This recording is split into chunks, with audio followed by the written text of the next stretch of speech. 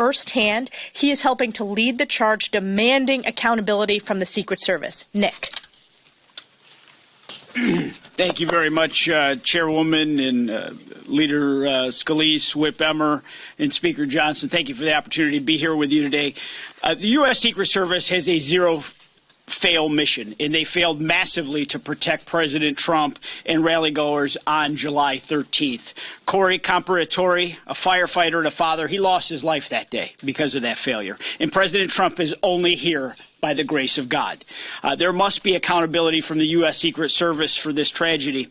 But during yesterday's Oversight Committee hearing, Director Cheadle did nothing but deflect and hide behind the FBI investigation. She's answered more questions from the media than she's answered from members of Congress. She did the impossible yesterday. She united the Oversight Committee on both sides of the aisle because members on both sides called for her resignation in the hearing culminated in a letter from Chairman Comer and Ranking Member Raskin calling for that resignation. I was compelled on Sunday when I woke up to, instead of flying to Washington, to drive so I could stop in Butler, Pennsylvania and see this site with my own two eyes. To see the rooftop of the AGR building where the killer was staged. It is literally a chip shot 9-iron from the podium. Security 101 would have put those buildings within the secure perimeter. The Secret Service did not do its job. It did not have a culture of communication with local law enforcement. And in fact, it's been very disheartening to see sources within the Secret Service try to throw local law enforcement under the bus. But we got nothing out of Kim Cheadle yesterday. All she did was stonewall and hide behind an FBI investigation that won't be complete for 60 days.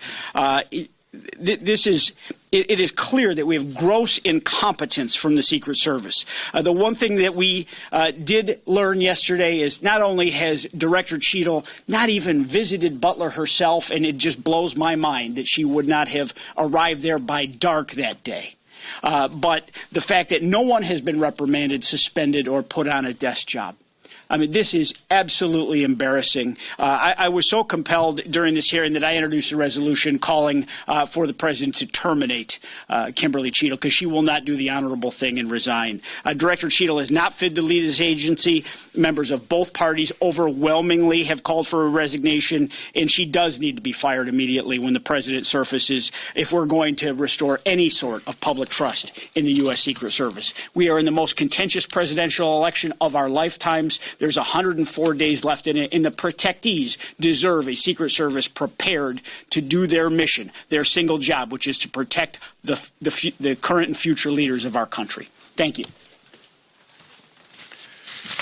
Thank you, Nick. And following up on that, after yesterday's hearing, there is one thing that Democrats and Republicans agree on. Secret Service Director Kimberly Cheadle needs to go. She refused to answer questions directly and proved that she is either unable or unwilling to do her job. No matter what your politics, we can all agree that what happened on July 13th was a complete security failure. President Trump was nearly assassinated. A former fire chief lost his life protecting his family, and 2 others were critically injured. Yet Director Cheadle maintains that the resources on site that day were sufficient. Unacceptable. Director Cheadle is ultimately responsible for the security plan that allowed an assassin to open fire on President Trump and his supporters. The agents on the ground in Butler, Pennsylvania acted with courage, and we commend them for returning President Trump to safety. However, they should have never been in that position to start with. If Director Cheadle won't resign, then Joe Biden or Kamala Harris or whoever, by the way, is in charge right now in the White House needs to fire her. If they refuse, it's yet another stain on the Biden-Harris administration's record. And on the note of this administration's record, I want to be clear about something.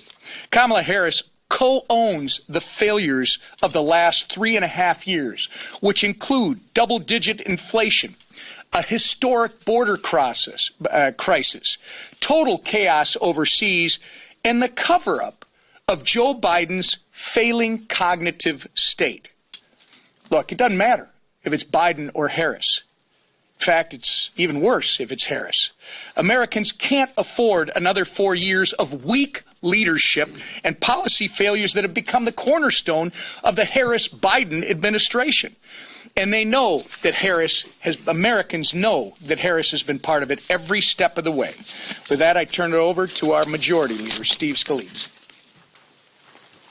Thank you, Whip.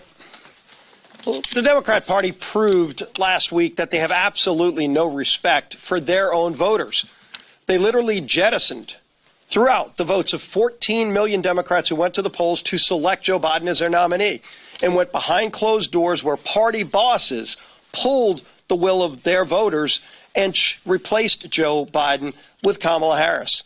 Now, it begs the question, let's look at Kamala Harris's record as vice president. She's still the sitting vice president, but she's also been the architect of many of President Biden's worst failures, not the least of which is her main responsibility that she's been given in 3.5 years, that is the job of border czar. When President Biden tapped her to be the border czar, it took her months to even get out to the border. She said many times that the border is secure. Everybody in America knows that's a lie. In fact, it's the largest crisis in America, affecting every community throughout this country, with drugs, with opioids that are killing about 150 Americans every day, bringing in criminals to every community in America. And Kamala Harris has been responsible for this epic failure. In fact, she's called for open borders. What else has she called for? Good luck if she goes to Pennsylvania and talks about her energy policies where she wants to ban fracking. She has been against American energy her whole career, while allowing foreign countries like Russia and Iran to put billions of dollars into their pockets, selling their energy around the world, while crushing American energy and the jobs that go with it here at home. We all know what Kamala Harris did raising money for the Minnesota Freedom Fund when radicals were out protesting and ultimately getting arrested, attacking cops, doing other things. She's shown disdain over and over again, saying we need to rethink policing, embracing the defund police movement. That's Kamala Harris's record. She is far to the left of Joe Biden, and we know the failures of the Biden-Harris administration all too well. That's going to be a problem they're going to continue to have. They hold nobody accountable for their failures, and unfortunately the American people are the ones who pay the price. We laid out a really strong alternative at our convention in Milwaukee. I was proud to be there with our other leaders here, and what we saw is an incredibly unified Republican Party with a clear and focused agenda. President Trump laid it out himself, as did all the other speakers, talking about what we will do to help those families who are struggling under the weight of this radical Biden-Harris administration that's led to record inflation, higher costs at the grocery store, at the gas station, discord all around the world.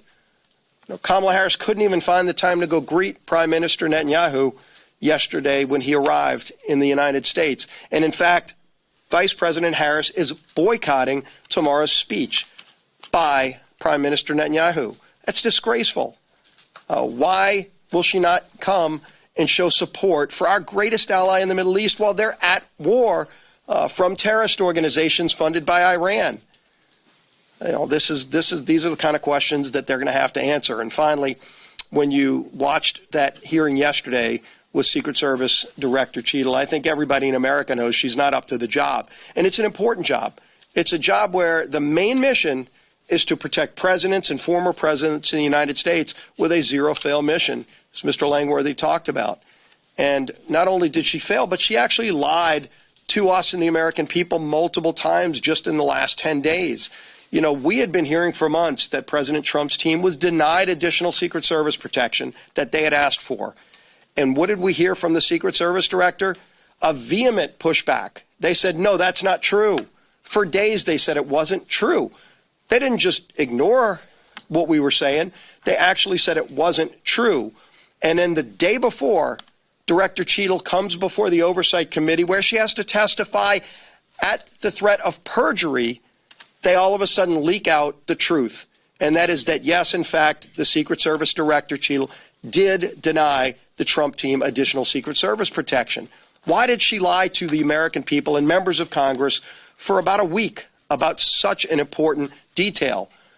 She talked about the inability to protect the roof where the shooter positioned himself. She said it was too high of a pitch. And then yesterday you had Carlos Jimenez, a colleague of ours, 70 years old, on the roof just walking around saying, look at this. This is not difficult to maneuver. She lied about that too. She has no credibility to the point where literally Republicans and Democrats are united calling on her to step down. This is not an entitlement position she has. She works for the American people, and she failed in her mission. Joe Biden needs to remove her if she doesn't have the self-respect to step down. And we're going to continue to push for that as well. Now I'd like to bring up the man who's leading our charge, and that is Speaker Mike Johnson. Thank you, Mr. Leader. Grateful to see all of you. The Republican Party is unified and energized after our convention. We're excited about this campaign because we have the answers to all the great challenges facing the country. And you've seen the momentum behind the Trump and Vance ticket and all of our party being excited to get out there and have this debate. This election will be about policies and not personalities, and we are delighted to line up the record of President Trump against the Biden-Harris record. It's very clear where we're going. So we're in unprecedented, very challenging times as a country because of the weak leadership out of the White House. And at this unprecedented moment, we have to be clear about exactly what happened here in the last 24 hours or so. Just over, or 48 hours ago, just over 100 days before an election, Democrat Party bosses forced Joe Biden off the ballot. They invalidated the votes of more than 14 million Americans who went through the small d democratic process and chose their nominee for president. The self-proclaimed party of democracy can't claim to be that anymore because they just steamrolled democracy and made a decision in a back room. And one thing is clear. If Joe Biden is not fit to run for president, he is not fit to run the country. We're stating the obvious. We're stating what everybody is seeing with their own eyes. And it's a hard truth, but it's one that the country has to face. Right now, we're facing altogether increased threats around the globe because of this weakness. We're facing threats right here at home, and we're sending the world a dangerous message. America needs strong, resolute leadership at this perilous moment. Joe Biden is not providing that. Kamala Harris is incapable of providing that, and we need to get November 5 here as quickly as possible. I would say this, and I've hastened to remind our enemies around the world, our adversaries around the world, that regardless of the chaos surrounding this White House, I want our adversaries to be reminded that the United States Congress, the United States military, and the American people are fully prepared and committed to defend our interests both at home and abroad, and you should not mistake the drama surrounding Joe Biden as any sign of weakness or any moment of opportunity for you. Our country deserves better. I believe we'll get that after November 5th, and as I said, it can't happen soon enough. Regarding the Secret Service failures, we did have that hearing yesterday. It was outrageous and inexcusable what happened Saturday last, and I think Director Cheadle needs to go.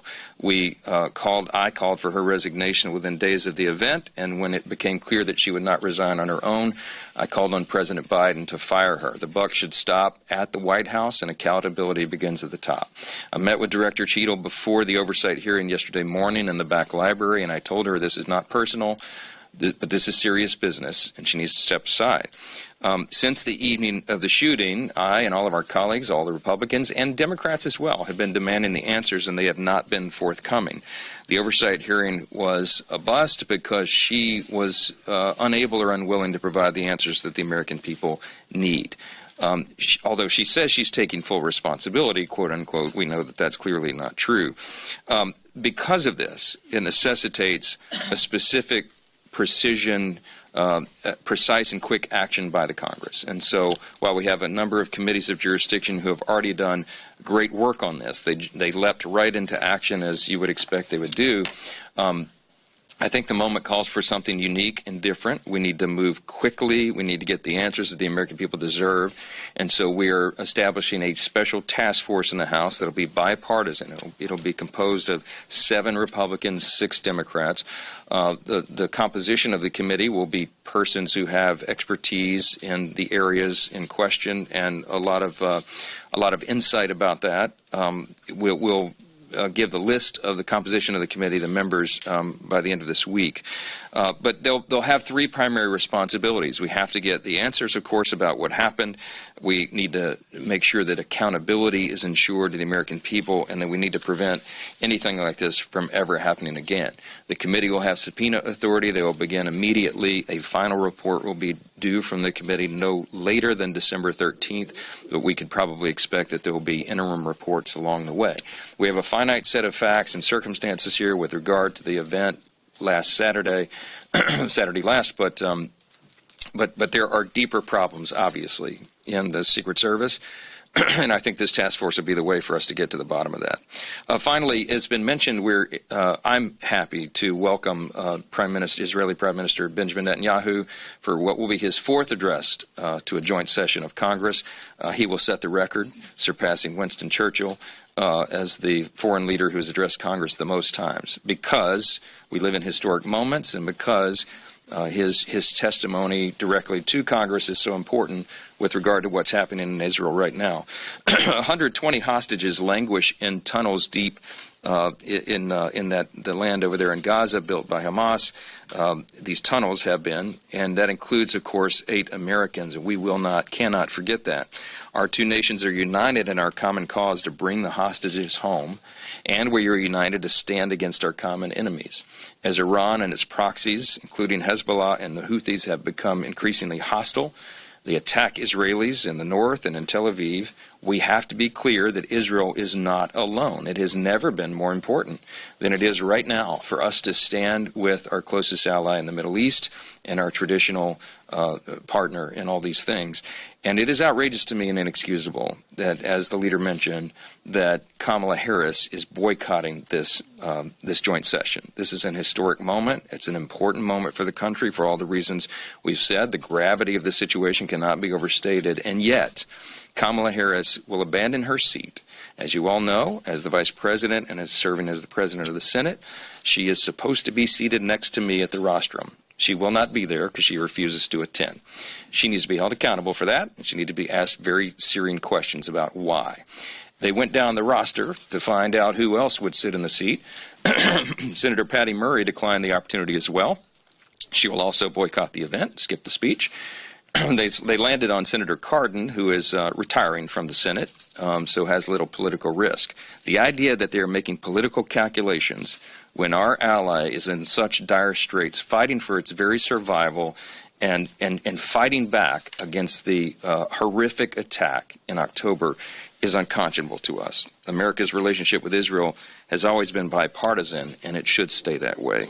With that, I'll take a few of your questions. Yes, sir. Front row. Mr. Speaker, how did Director Cheadle react when you were faced with her in the library yesterday? And secondly, do you support efforts to impeach her? She was very stoic, and I would classify it as sort of non-responsive, just as she was in the committee hearing. She seems to almost, in some way, almost be a little bit in shock about the events, and I just find her demeanor and her responses to be inexcusable and obviously inadequate. And so that's why you see, as was noted, the Oversight Committee is rarely united as it has been, Republicans and Democrats together agreeing that this is ridiculous and that she has to go. It's rather unconscionable to us that she's not been removed. One of our colleagues filed a impeachment motion resolution regarding her, and impeachment, as we know, is reserved for treason, bribery, high crimes, and misdemeanors. Maladministration and utter incompetence, unfortunately, are not impeachable offenses. But there are other ways to achieve the desired end. As was noted, we have a resolution to call upon President Biden to do his job and fire her, replace her with someone who can handle the responsibilities. And I'm encouraging members to be considering those options and those alternatives. So we'll see where all that goes. Yeah, Manu. Mr. Speaker, as Kamala Harris has become the presumptive nominee, some of your colleagues have been criticizing her over the issue of diversity. Tim Burchett said that she was a DEI hire. Is that appropriate?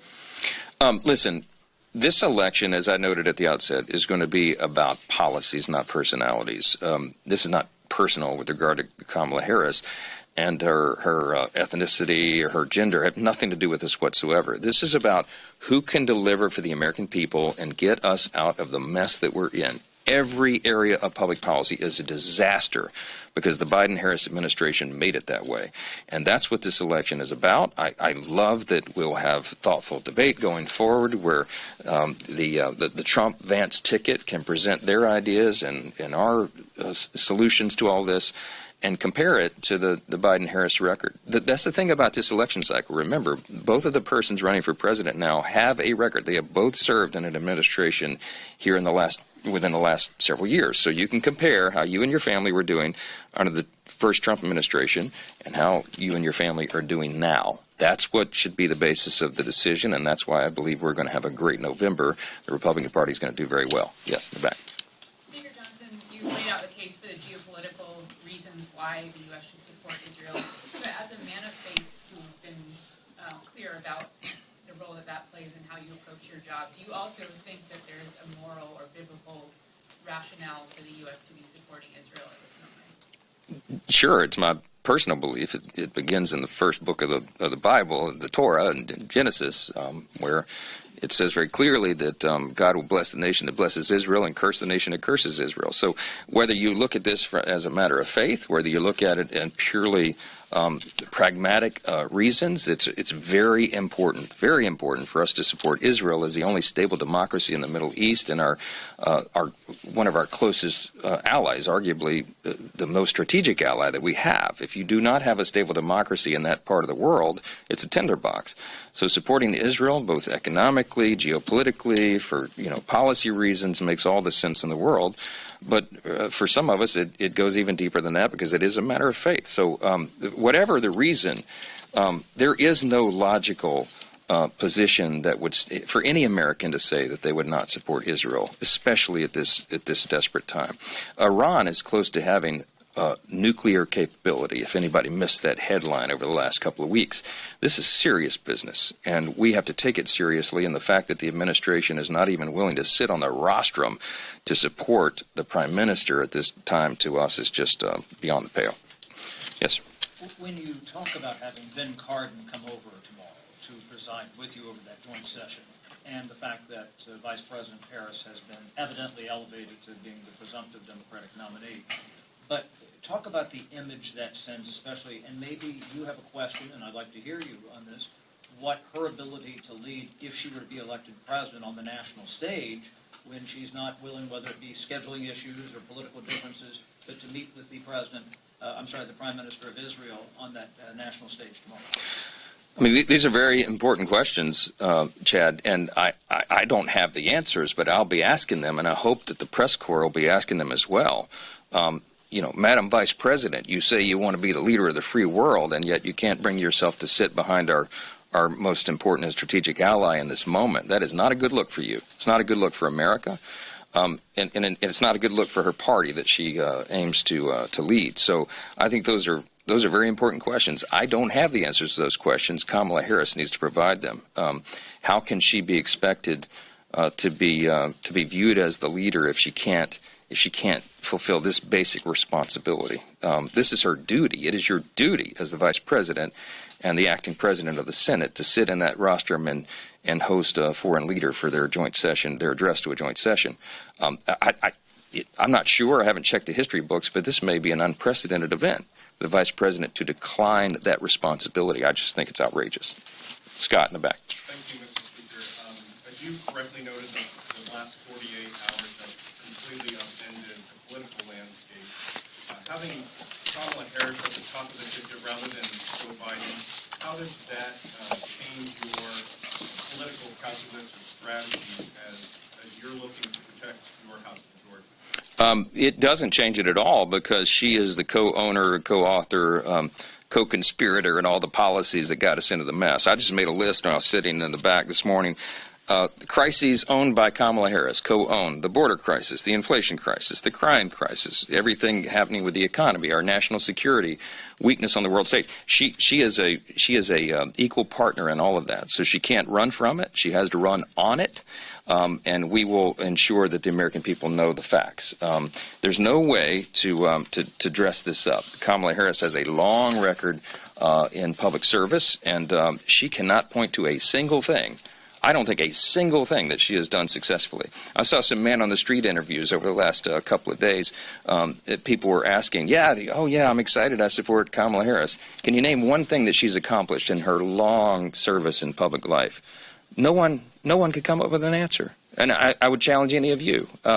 What has she done other than make a mess of everything? So we love this. We love that Kamala Harris is at the top of the ticket. I'm looking forward to the debate, and it will be very interesting to see how it all develops. Thank you all so much. Thank you so much. Can I get your reaction? Director Cheadle is stepping down. She just resigned? She just resigned. Can you say how this changes oversight of the assassination attempt now? Well, she must have been watching our press conference. I'm glad she did the right thing.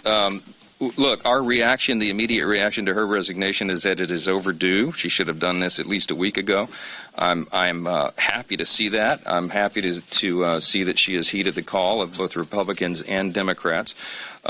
Now we have to pick up the pieces. We have to rebuild the American people's faith and trust in the Secret Service as an agency. It has an incredibly important responsibility in protecting presidents, former presidents, and other officials in the executive branch, and we've got a lot of work to do. The task force that we'll be putting together is going to be very important. As I said, they have three responsibilities: to investigate what happened, the debacle that happened 2 Saturdays ago, to hold those accountable. It certainly was the director, Cheadle, but there may be others in the line of authority who are also culpable in what happened and the errors and mistakes there. And finally, to ensure that those mistakes do not happen again. The stakes are too high. It's a very dangerous time. We need the Secret Service to be acting, to be performing at the top of their game, and we'll ensure that that happens. I hope that the interim director or whomever is appointed to replace Director Cheadle will be very sober-minded about the responsibility and take into account the very dangerous times in which we live. We'll do everything we can in the House to ensure that that's true, and I think our task force's work just got even more important. So we'll give you further comment as this develops. Thank you. Thanks, guys.